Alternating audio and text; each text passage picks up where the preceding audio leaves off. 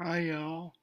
So, a couple weeks ago, me and my family were, were on our way, well, we were finished with Five Guys. We were going to see a movie, and we were just waiting outside of Five Guys to, when we needed to go for the movie, and my dad said something really interesting. Basically, basically, he looks at the mountain and says, wow, I've, I've been sitting here for over an hour maybe, and I haven't noticed them. This is really the first time I've looked at them. And he said, yeah, just to go to show you some of the things we take for granted and everything. And I said to him, I said, that's exactly, yeah, I got faith most of the time. I mean, we get so used to something that after a while we don't even know it's there. It just becomes commonplace. But obviously, our faith in Jesus Christ is worth way more than the mountains are, and are richer than that too. But I think the Bible knows that we can get into this routine sometimes. So it gives us this encouragement. It gives us this reminder. Turn to Mark 12:30 to me. Again, that's Mark 12:30. This is Jesus Christ talking, so nothing else really matters except what he says. This is him talking right here. He's saying what the first commandment is. And thou shalt love the Lord thy God with all thy heart, and with all thy soul, and with all thy mind, and with all thy strength. This is the first commandment. Now that, to me, it doesn't specifically state it, but that to me sounds like a reminder. That to me sounds like the Bible saying, hey, I know you get into routine sometimes, I know life gets hard, you're busy, but always remember this is the first commandment. Love the Lord your God with all your heart, with all your mind, with all your strength. Be renewed and rejuvenated in your love for Him. Another interesting thing, every time, which I can't speak for you, but every time I crack open the Bible, and every time most people crack open the Bible, we are reminded and rejuvenated in our love for Him.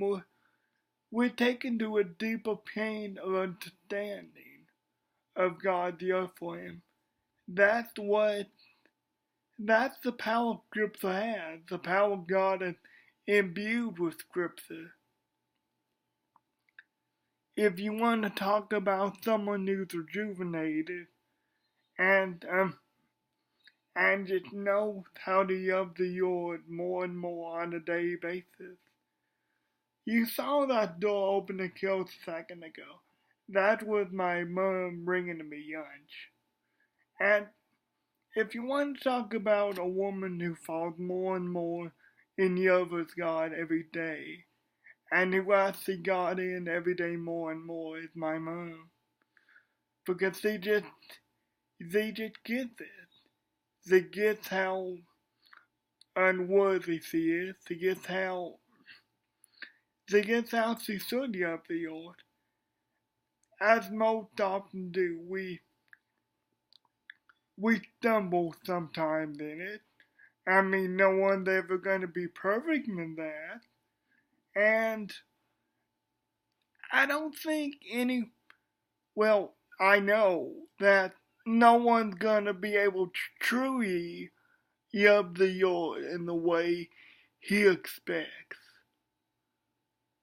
And we're never gonna be able to reciprocate the love He has for us. That's for sure, because His love for us is unconditional, it's unconditional, it's eternal, it's time spanning. But as this verse says, remember to love the Lord your God with all your heart, with all your soul, and with all your mind, and with all your strength. And if you do that first and foremost, that's enough for God. That really is. And it's really amazing because we can't comprehend the amount of love we should have for God, but the love that we give, that it says in this verse, that's enough for God. That's truly enough for Him. If we just remember Him and we just fall deeper and deeper in love with Him every day, that never ceases to amaze me, I tell you. You'll never be able to measure up to God's standard. You'll never be able to reciprocate the love that God has for you. But you, right now, where you're at, if you're falling deeper and deeper in love with God each day, that's enough for Him. And if you love Him and honor Him and put Him first and foremost, He'll honor you. He'll give you the desire of your heart, which is not why we should do it. Don't misunderstand me, that's not why we should do it. But that's just incredible to me. That this little amount of love that we're capable of giving to God compared to what He gives us in love back. That if we just love Him and focus on Him and put Him first and foremost, He'll give us what we desire.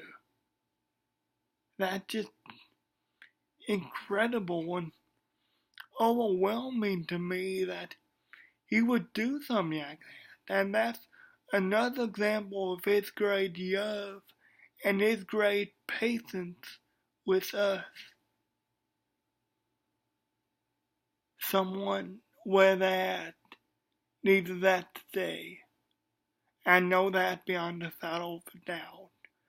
I hope I've been able to help you somewhat. Where you are with God, you are enough. You are enough to God. Guys, I love you. God bless you. I'll see you next week.